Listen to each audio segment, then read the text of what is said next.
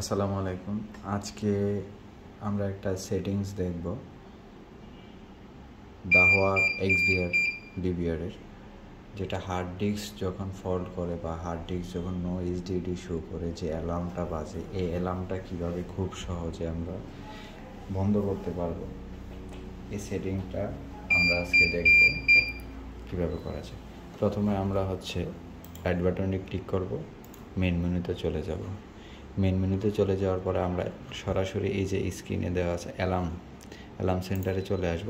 Alarm সেন্টারে আসলে আমার এখানে কতগুলো অপশন আছে, তার মধ্যে আপনার অ্যালার্মটা কিসের জন্য বাজতেছে আমরা এই জিনিসটা দেখব। অ্যালার্ম ইনফরমেশন, এটা আমরা অ্যালার্ম স্ট্যাটাসে ক্লিক করব।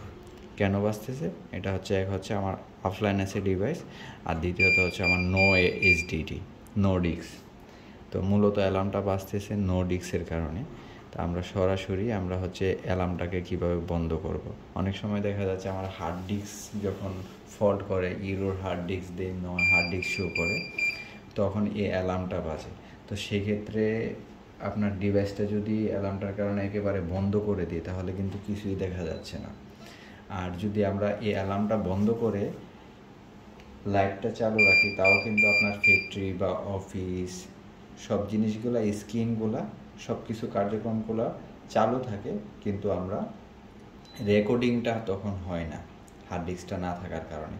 তো আমরা হার্ড ডিস্ক আনা পর্যন্ত আমরা কিভাবে স্ক্রিনটা অ্যালার্মটা বন্ধ করে কিভাবে সিস্টেমটাকে চালু রাখবো, অ্যাক্টিভ রাখবো, পর্যবেক্ষণ করতে পারবো, এই জিনিসটাকে দেখাচ্ছি। এবারে অ্যাকসেপ্টেশনে চলে যাব। অ্যাকসেপ্টেশনে এসে এই যে এখানে দেখেন একটা টিক চিহ্ন দেওয়া আছে, লগ আর বার্জার। আমরা এটা টিক চিহ্নটা উঠাই দিব, অ্যাপ্লাই দিব। দেখেন আমার সাথে সাথে অ্যালার্মটা এখন বন্ধ হয়ে যাবে, বন্ধ হয়ে গেছে।